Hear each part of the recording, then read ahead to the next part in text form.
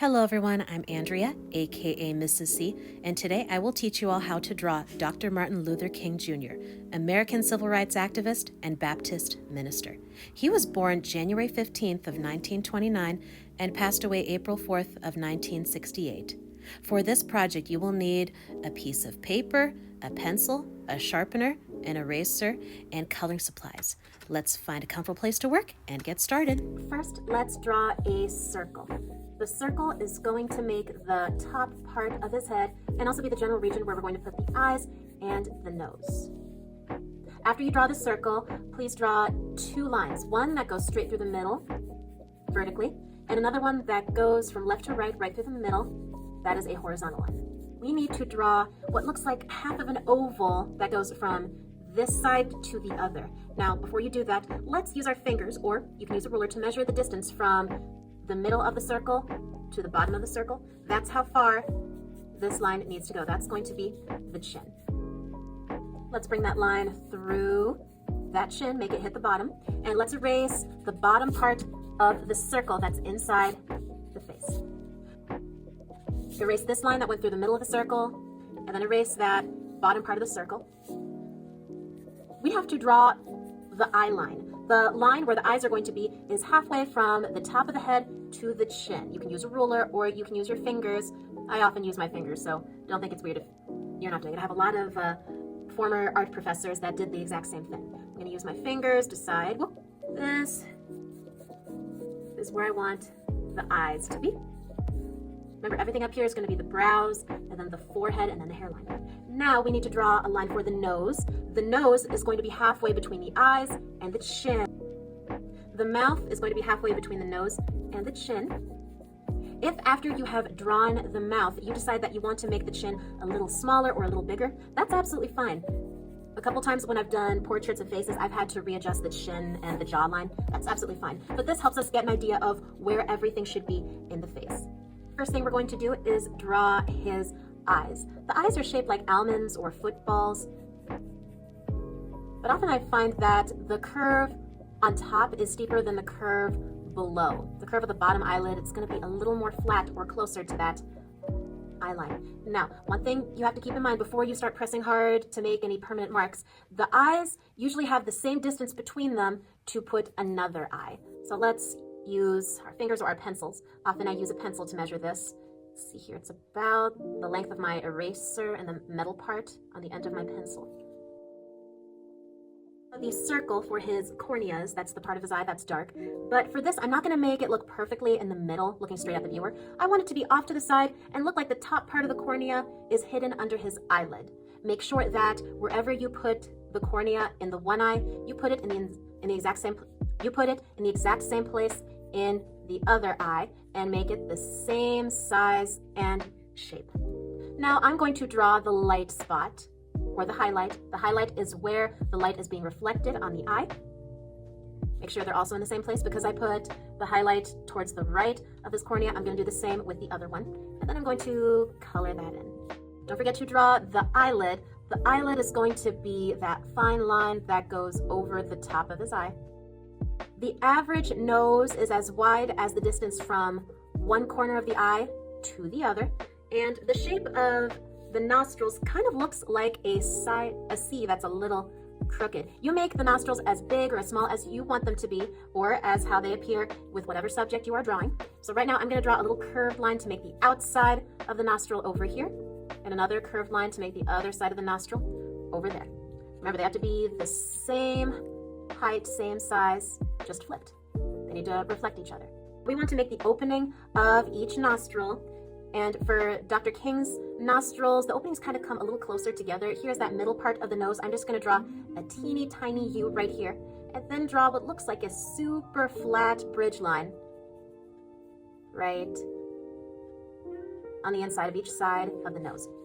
If you want to make your nose look different from mine, that's absolutely all right. I'm just showing you what I do. But I'm not going to make these lines that I drew in the middle connect with the sides of the nostrils that I made earlier.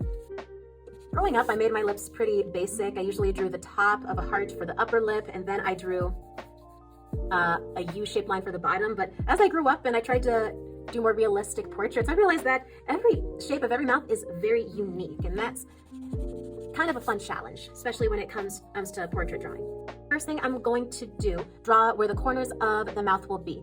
You should draw an imaginary line that comes from the inside of each cornea down here in line with the mouth, right? From the inside of this cornea over here. That is how long your mouth is going to look, at least when it's not smiling and it's in a relaxed position. Now, I want to draw that dip that's in the middle of the upper lip. I'm going to draw, instead of it being curved, I'm going to draw a straight line that comes from here to the corner of the mouth on each side. The line that goes between both the lips should kind of look like a squished number 3 on its side. So I'm just going to draw a flat curve from this corner of the mouth to the middle, and same over here. There we go. Now I'm going to draw the start of a curved line from the corner of the mouth into the middle. It's going to make a slight curve, but then the bottom of the lip is going to look a little flat. Same on this side. I'm going to draw a curved line that comes from the corner of the mouth, comes down, but then it becomes flat to draw the bottom of the lower lip. There we go. Now, one thing that I just noticed is how small the chin looks in my picture right now. I did mention this earlier. If when you are drawing this picture, you decide that the chin looks too small or other parts of the face need to be tweaked, that's absolutely fine. I'm going to draw the chin where I think it should be, and then make the rest of the jaw longer to match that chin. There you go.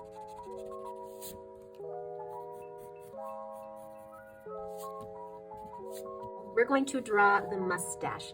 Now, he had a really unique mustache. It's not going to be one of those funky mustaches that curls up. He has really short hairs, but they kind of make a bridge. It starts from over here on the side of the corner of the mouth. It kind of goes up pretty close to his nose without really touching it, and then comes back over on the side and dips down right by it kind of dips here right by the corner of his mouth. Obviously, his mustache isn't finished. It just looks like someone drew on his face with a pencil. We're going to do that by adding some teeny tiny short lines. They don't all have to be the same length. Just draw some that are shorter and longer than others to build his mustache. Remember, they go a little higher up towards the middle, closer to the nose. And he does have some slightly longer hairs on the side by his mouth. There we go. Now I'm going to erase this line that goes down from his eye line to his nose. I think we're done with that. But what I do want to do is draw a couple of curved lines to show the bridge of the nose right here. And now we need to do his eyebrows. His eyebrows are really unique. What I'm first going to do is draw where I want the brows to be. The brows, you think they're going to be way up here? No, not really. They're going to be probably in this region.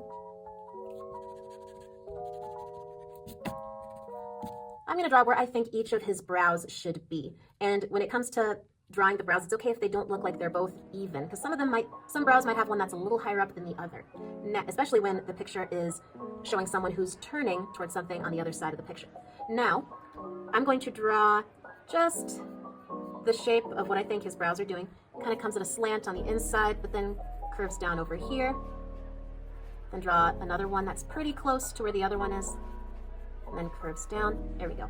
Now I need to draw the body, the shape of his brows. One thing I noticed is that right at the start of his brows on the inside of his face, it looks really full and dark, but then as you get towards the middle of his brow, it looks a little finer. And then also draw some of those hairs that are on the top.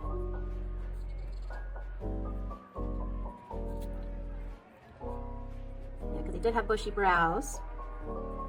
But then on this side of the brow, it's not going to look quite as dark and as bold as it is right here. It's a little less defined, and it's a little easier to see those individual hairs. If you're just starting to draw brows and you're not used to drawing those really unusual brows, it's okay, just do your best. Now I'm going to do the same thing over here. Now it's okay for us to erase the vertical line that goes down the middle of the face and the horizontal line that we use to show where the eyes should be.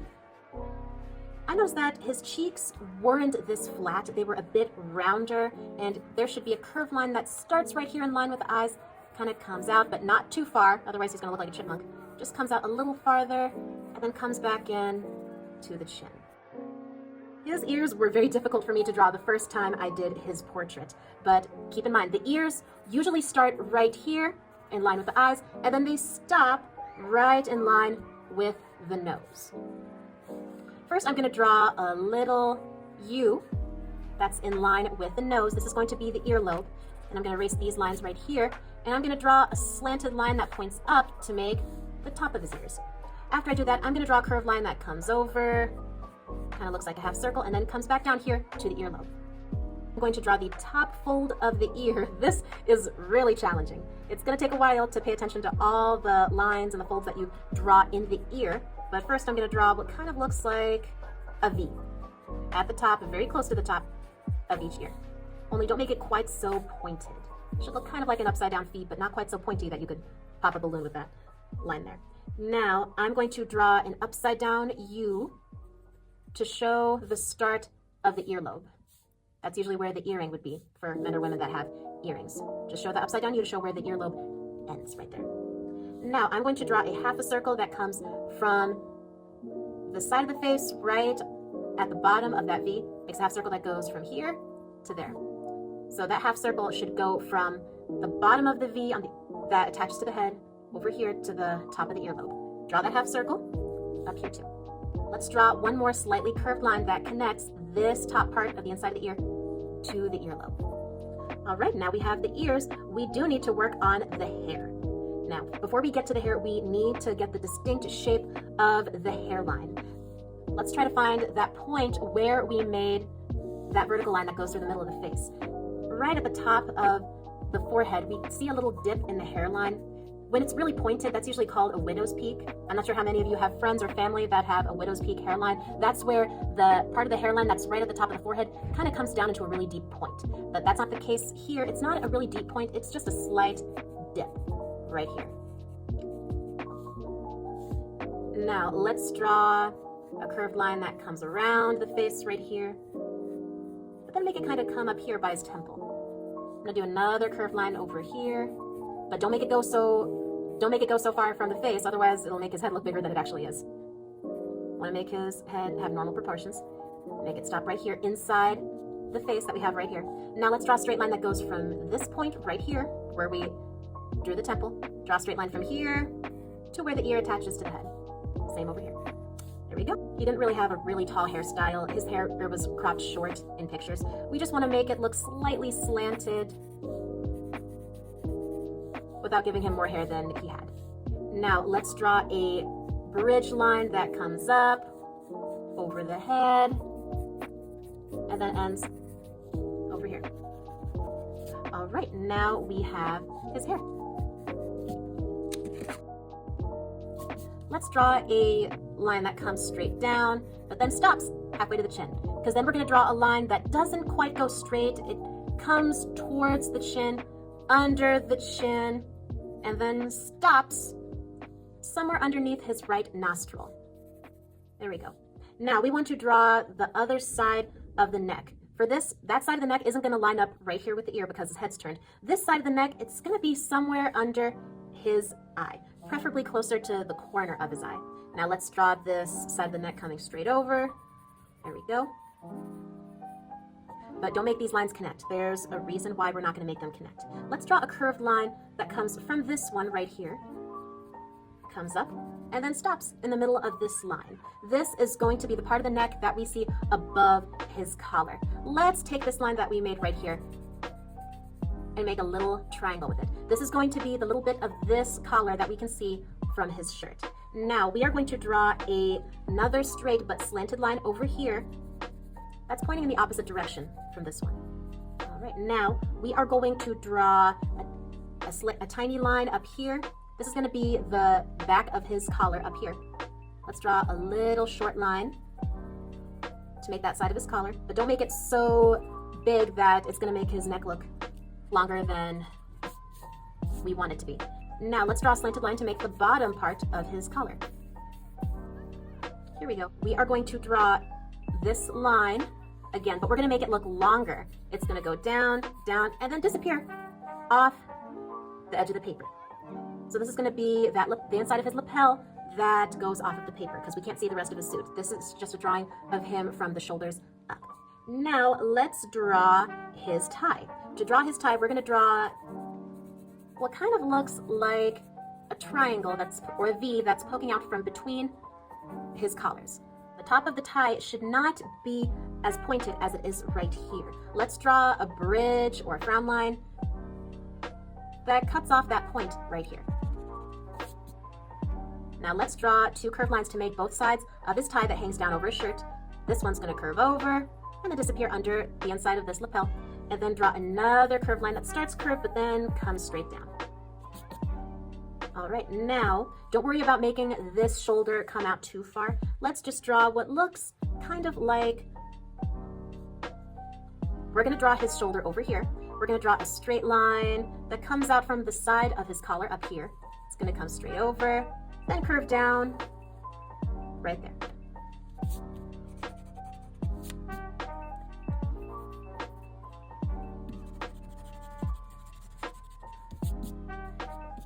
Because his body is turned, this shoulder is going to appear smaller or farther away than his shoulder over there. So I'm going to draw a straight line, goes a little bit past the ear, but then curves down off the paper. There we go. If you want to draw that line that shows where the sleeve attaches to the coat, go right ahead. But if you don't want to do that, that's fine too. We are going to draw the lapel of his jacket on this side. In the picture that I was looking at when I first practiced this drawing, we could see the lapel of his coat on this side. What I'm going to do is draw what looks kind of like a flattened L-shaped line. It's going to come down, whoop, and then come back over, and then disappear off the paper. So you see what I mean when it kind of looks like an L that's bent out of shape? But we're still not quite done. We are going to draw a straight line that goes from this point to the inside of the lapel.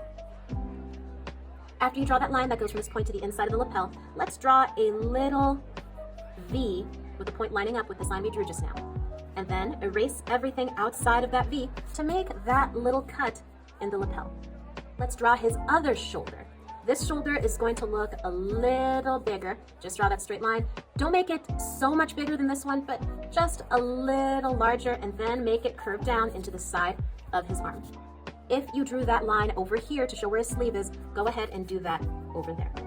Now, I decided that I do want to draw the lapel on this side. I'm going to draw that flattened L over here, make that point line up with where it was on the other side, and then make it come close to the end of the tie. Now I'm going to draw that slanted line from this point to the inside, and then redraw that V to make that cut out of the lapel. I decided to erase my tie because as I was drawing it, I decided that I wanted the tie to come straight down and then be half hidden by the lapel. So I'm going to erase this side of my tie and then redraw that slant right here to slightly hide this side of the tie. So it looks like the coat is over it. Now, I don't know what you all plan on doing for his clothes. You can keep it a solid color or you could make a funky pattern for it. But one thing I do recommend to all of you, if you're going to put a pattern on his clothes, you have to make sure that it's all solid colors in the background, because if you have a pattern on his clothes and another pattern in the background, they're going to compete with each other. And you don't want his clothes to blend in with the background. You want there to be contrast so he pops. I'm going to make his suit a solid color. But for the background, I'm going to draw lines, and on top of those lines, I'm going to write words that we would often hear in his speeches when he was speaking to public crowds to advocate for racial equality. I'm going to draw one line that goes from this side of the paper towards the top. Then I'm going to draw another line that comes from this one, curves down, and then disappears behind his head. Now I'm going to draw another line that comes halfway down this line, curves off the side of the paper, and then draw another line that comes from halfway down this line and goes down behind his head. Now, I'm just going to do this, use this pattern and technique to divide the background. If you want to do something else with the background, that's great, or you can do what I'm doing.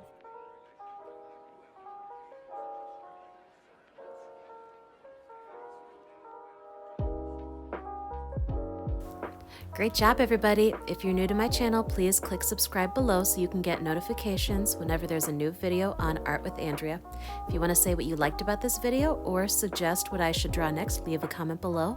Above all else, stay creative. Have a good day. I'll see you all next time.